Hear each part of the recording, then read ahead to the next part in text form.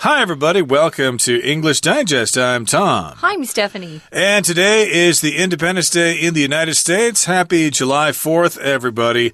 They might have something going on at the American school. I don't know. But we're not going to celebrate that this year because we're in Taiwan. However, if you got some time next month, you might want to head to Japan and celebrate something called Obon Festival or Japan's Obon holiday. Yeah, it's similar to our Tomb Sweeping Festival or holiday here, Tomb Sweeping Day in Taiwan, where we honor our ancestors, those people in our family who lived before us, our ancestors. So people take time out to go and visit the graves or someplace where there's remembrance of people in their family who have passed away. Sometimes you have graves where actual bodies are buried, but sometimes I think people go to cemeteries where they have the ashes, after someone has been cremated. We're going to be talking about how they actually honor their ancestors in Japan. I had never heard of this holiday before. This is my first time even seeing this word, Obon holiday, but we're going to find out more about it for this lesson at least. But as we always do, we're going to read through the lesson first, and then we'll be back to discuss some of these terms.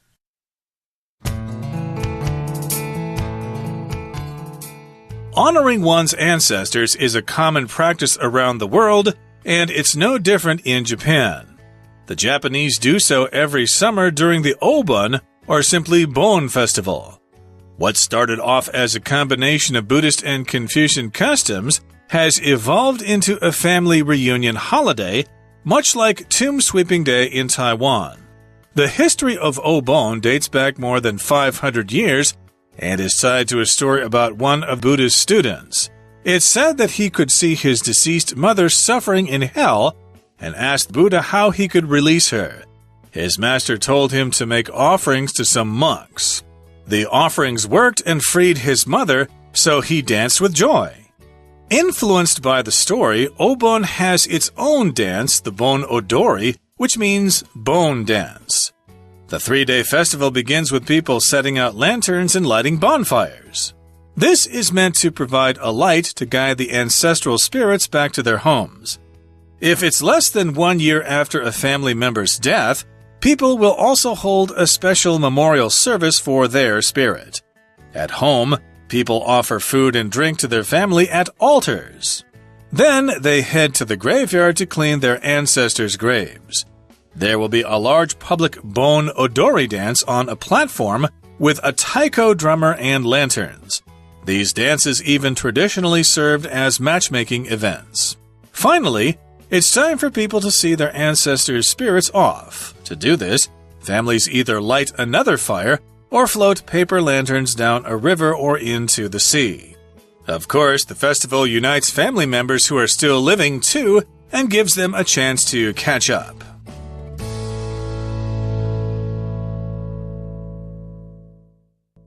Okay, everybody, it's time to talk about the details of our lesson for today. We're honoring ancestors on Japan's Obon holiday, which is taking place next month in August, of course, in Japan there. And who knows, they may be celebrating it nearby Taiwan here on some of the outlying islands near Okinawa there. And is Ishigaki, is that what it's called? They may have some festivals going on over there as well. But we're talking about the Obon holiday.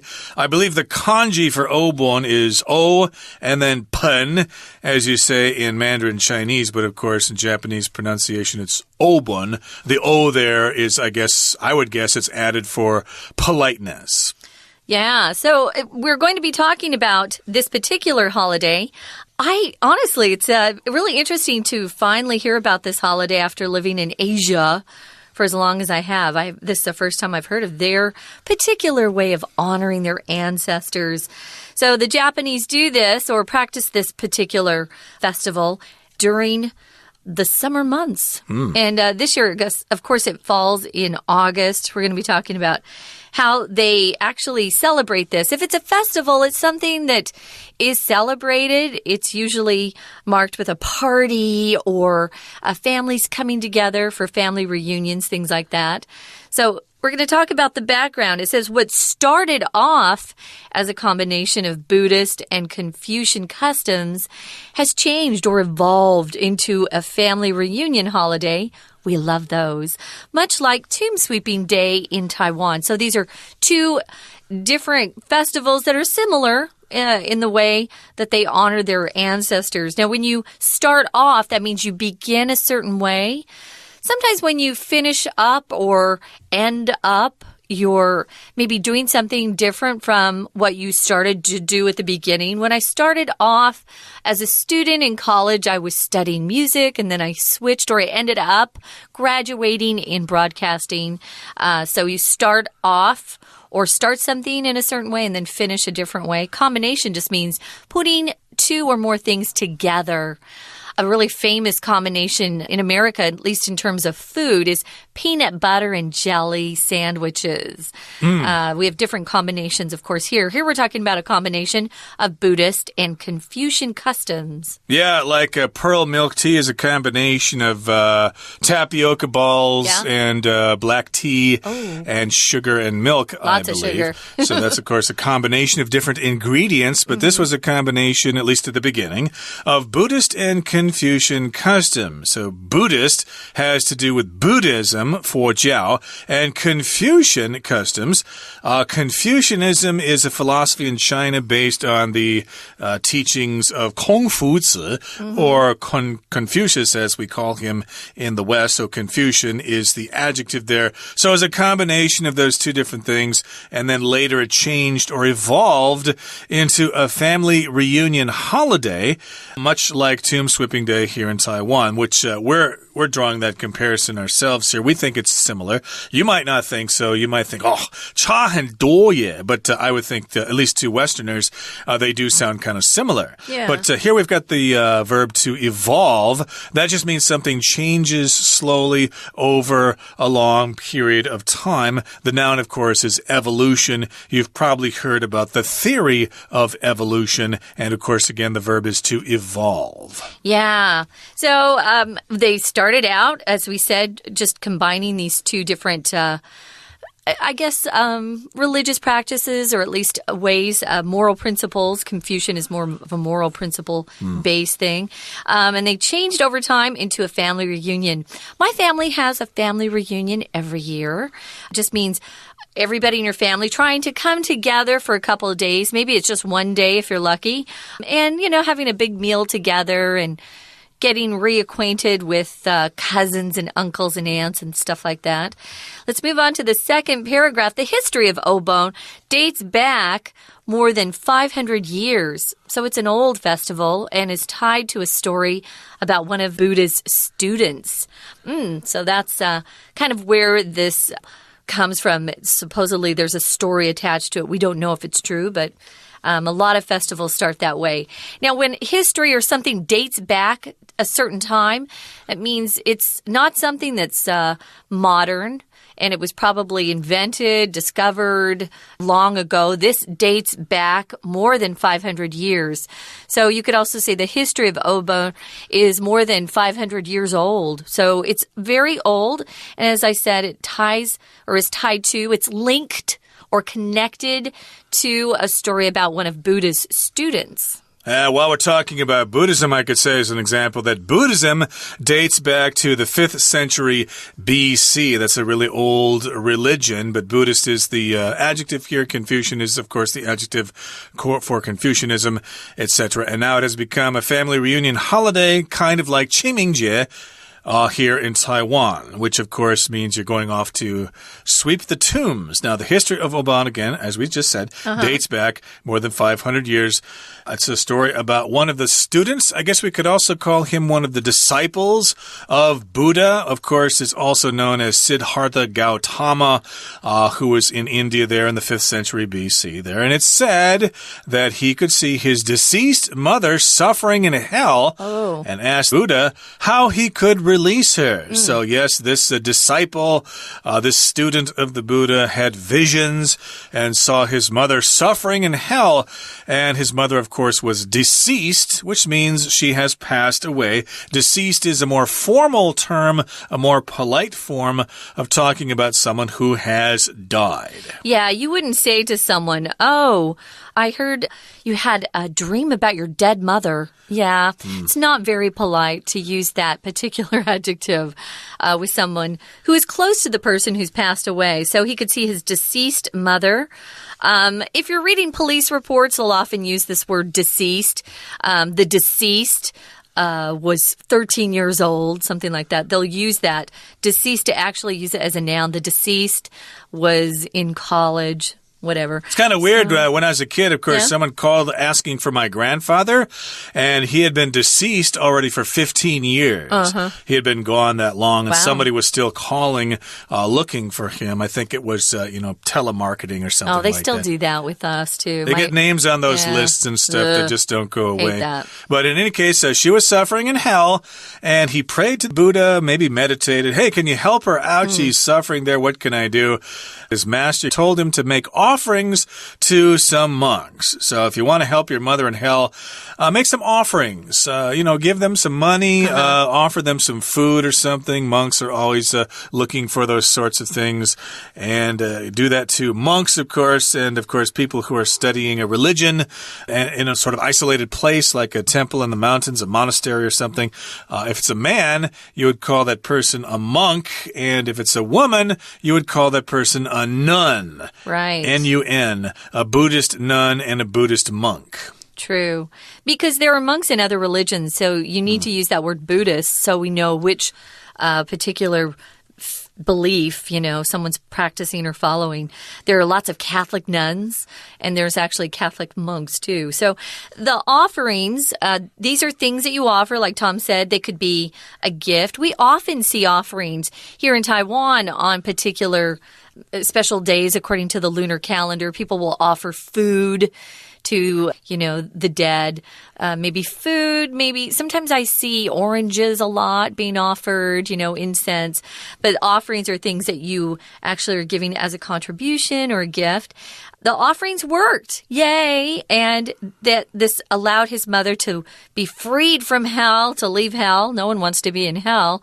So he danced with joy. This is according to the story. It says, influenced by the story, Obon has its own dance. Yay! The Bon Odori, which means bone dance.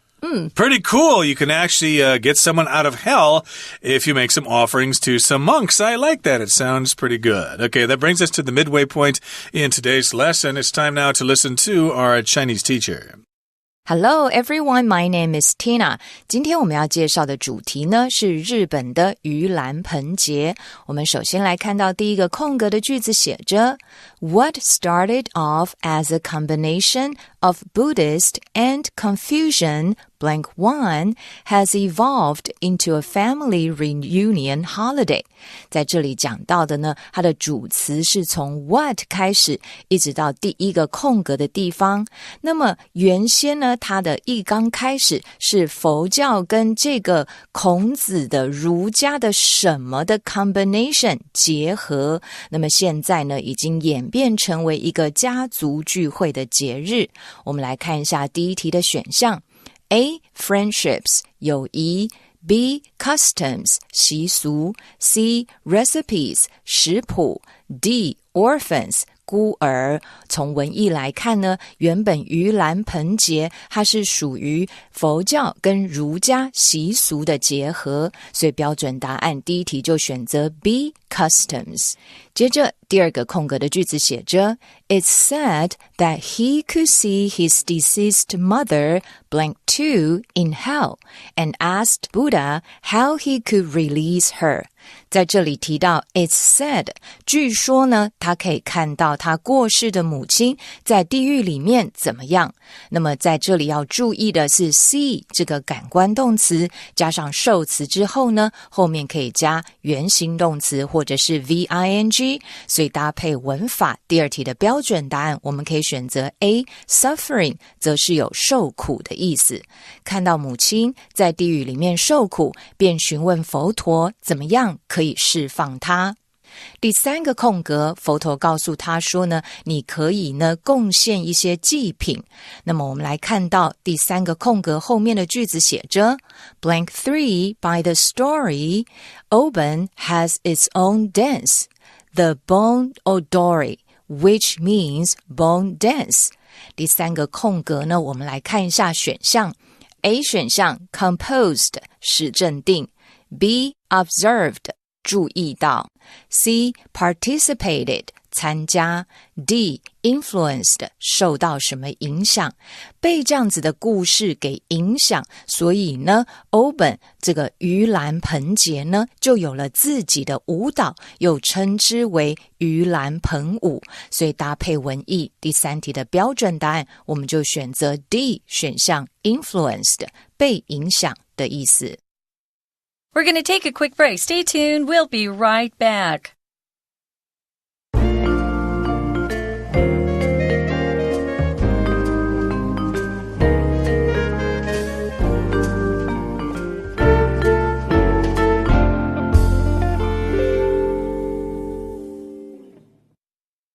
And we're back. Guys, we're talking about a very popular festival in Japan called the Obon Holiday or Obon Festival. And when we left you, we were talking about the history behind this particular festival, which is in some ways similar to our Tomb Sweeping Day in Taiwan. This particular festival dates back or goes back more than 500 years. And it's tied or linked to a story about one of Buddha's students who had sort of had a vision or could feel that his mom was suffering in hell. You know, I had to stop and think, Tom, she must not have been a very good mom if she's suffering in hell. But whatever. Kids still love their parents, no matter if they're perfect or not. So he saw his mother was suffering, and he asked Buddha how he could help her, how he could get her out of hell or release her. And Buddha told him to make offerings to some monks. So maybe he gave them money, maybe he gave them food, we don't know. The offerings worked, and his mother was freed from hell. And that's when this particular student danced with joy. So part of the Obon festival is that people have a dance called the Bon Odori dance, which means bone dance. Okay, so that's what it means. And the 3-day festival begins with people setting out lanterns and lighting bonfires. So in this sentence, we have the phrase here to set out, which means you put something outside. I'm assuming these lanterns are similar to the lanterns here in Taiwan, made out of paper. Pretty. And maybe illuminated with a candle or an electric light, probably for safety purposes. And a bonfire is a really big fire. Actually, a bon here is an old word for bone. Fires with a bunch of bones, but we don't use bones for them anymore. It's just a huge fire outside, a bonfire. Yeah, sometimes if you're at the beach, you'll see bonfires. People will put together some sticks of wood and start a fire. I love bonfires. They're kind of fun. Got to be careful with them, though. This is meant to provide a light to guide these spirits. We're calling them ancestral spirits. So these are spirits of people that you're related to back to their home. So it helps them get back home. If it's less than 1 year after a family member's death, people will also hold a special memorial service for their spirit. A memorial service is just it's a meeting, and usually you have memorial services to talk about someone's life. Instead of a funeral, they might have a memorial service instead. And a lot of people get up and talk about, that person and the good things they did while they were alive. So they'll hold this special memorial if they've been gone less than a year. So at home, people offer food and drink to their family at altars. We've all seen these altars, at least here in Taiwan, which are often in people's homes. They can either be a table, like it's an altar that has legs, and a big tall table. I've seen those. But I've seen smaller altars that are just put on a wall, where there will be, incense up there. What else do you have an altar in your home? No, but you see them all over the place. They're usually made out of that redwood, I guess it is, that comes from Miaoli or something. And you have a deity there. Oftentimes it's the Tudigong there at the altar, etc. This would be a family altar in someone's home. And they, of course, offer offerings there. They offer food and drink to the family at the altars. Then they head to the graveyard or the cemetery to clean their ancestors' graves. Of course, a grave is a place in the cemetery where a dead person is buried. I have to say, graveyard is, I think, an older term than cemetery. Cemetery is used more these days because it sounds less scary. Graveyard, graves. So if you are talking to people, I would encourage you to use the word cemetery and not graveyard. But we wanted to show you how graves and graveyard, they're connected. It's a graveyard. It's a piece of land where people are buried. Their graves are there. I think of a graveyard as having stones that are probably maybe kind of tipping over and it's really old and stuff like that, where a newer one where the grass is mowed and everything and all the monuments are evenly spaced out, that would be a cemetery. But there will be a large public Bon Odori dance on a platform with a taiko drummer and lanterns. Now that sounds like a lot of fun, maybe in a public square or someplace like that. It's a public Bon Odori dance on a platform, which is like a stage. And there'll be a taiko drummer there. That's where they wear those headbands and they hold the big wood sticks and they bang on these huge drums. Very noisy. And they dance and stuff like that. Also have lanterns there. And these dances even traditionally served as matchmaking events. I guess that happened in the past. Serve as means that's what they were used for. If you went to those dances, you had a chance to meet your future partner, a matchmaking event. Here, Mr. Watanabe. Here's Miss, Hidegashi or whatever. You guys will be together forever and ever. Yeah, you can take a lot of different things and use it for different purposes. So sometimes I'll take a box that I got a shipment sent to me from America. And that box will then serve as a storage box under my bed. So when things are used as a particular item, you can use that to serve as something. People can also serve as, sometimes if they have teenage dances in America, they'll ask adults to serve as chaperones or adults just watching the kids, making sure they're safe and not doing stupid things. So serve as, we can use it for things and people. Now we're moving on to the last paragraph here. Finally, it's time for people to see their ancestors' spirits off, or in other words, to say goodbye to those spirits. To see someone off, to send them away, basically in a polite way. You might see someone off if you're sending them to the airport or something like that. Oh, I'll see you off to the airport. Let me take you. Right, so they're saying goodbye to the spirits here. And to do this, families either light another fire or float paper lanterns down a river or into the sea. Now, here we've got the word float being used as a verb. That just means something is on top of the water and it doesn't sink. So they place these paper lanterns in the water and they're designed to float. They're not designed to sink. So they float down the river and then on into the sea. That sounds rather nice, although I hope these paper lanterns are biodegradable so they don't pollute the oceans. The oceans are already full of enough junk as it is. But that does sound like quite a romantic thing to see and probably a great photo opportunity. Oh, I think it sounds beautiful. If it's in Japan, you can be pretty sure they're going to clean it up because Japan's one of the cleanest countries there is in this world. So they say, I wouldn't know, I've never been there, but that's what everybody clean. says when they go to Japan. Yeah. Oh, it's so clean there. Beautiful. Gee, it's a model for everybody. Very but in any case, yes, they're going to float paper lanterns down the river. And of course, the festival unites family members who are still living too and gives them a chance to catch up. So yes, it's in honor of the ancestors, of course, but it also gives a chance for living family members to get get together and talk to each other. Hey, how's your job in Yokohama going? Well, it's quite stressful, but I like it. It's quite a challenge, etc., etc. We use catch up in different ways, though. As Tom knows, too. We can be behind in school. Maybe we haven't finished all of our homework and we keep falling behind the rest of the class. If you catch up, you have to do more work faster to catch up. Here, it just means you haven't seen someone for a while and you don't know what they've been up to. And if you get together and catch up, you kind of tell each other, you know, what your life's been like lately. So you're up to date with what's been going on. Right now, someone who's going to keep us learning even more about this is our Chinese teacher. Let's listen for a minute. 接着我们来看到第4个空格的句子 This is meant to blank for a light to guide the ancestral spirits back to their homes. 在盂兰盆节呢，会布置灯笼以及点燃一些火苗，那它的作用就是在于怎么样呢？第4题 A 选项 conclude 结束 B provide 提供 C encounter 遭遇 D melt融化，它是想要提供一个光源，能够引导祖先的灵魂回到他们的家中，所以第4题搭配文意，标准答案就选择 B provide。接下来我们来看一下第5个空格的句子 If it's less than 1 year after a family member's death, people will also hold a special blank 5 service for their spirit.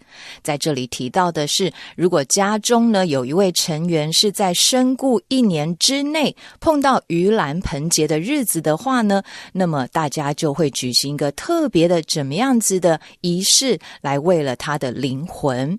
那我们来看一下第5题的 A 选项 civil 有礼貌的 B medical 医学的 C memorial 追悼的纪念的 D suspicious 怀疑的为了纪念家中这个逝世不及1年的成员，所以会举办一个悼念的仪式，搭配文意，第5题的标准答案就选择 C memorial。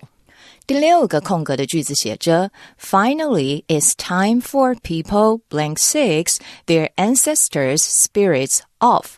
在这里呢，要注意的是考大家文法的问题 It's time for somebody to do something. 该是某人做某件事情的时候了。那么最后则是人们要为自己的祖先灵魂送行的时候。所以在这里呢，搭配文法，第6题的标准答案要选择 D to C。第7个空格 Of course, the festival blank 7 family members who are still living too and gives them a chance to catch up. 这样子的盂兰盆节呢，怎么样家庭的成员，然后后面修饰一下是还活着的家庭成员，而且给他们一个机会能够叙旧。在这里的 catch up 有叙旧的意思。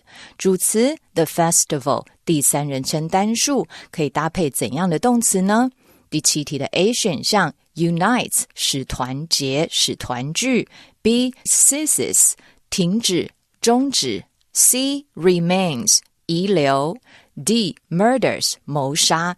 透过这样的节庆呢，可以让活着的人团聚在一起，搭配文意，第7题的标准答案就选择 A unites。 OK， 以上就是今天的课文讲解，谢谢收听。That's it for our festival unit. We hope you learned a lot more than you knew before about Japan's Obon holiday. Sounds like a good time, perhaps, to go and visit, especially if you have relatives in Japan. For English Digest, I'm Stephanie. And I'm Tom. Sayonara.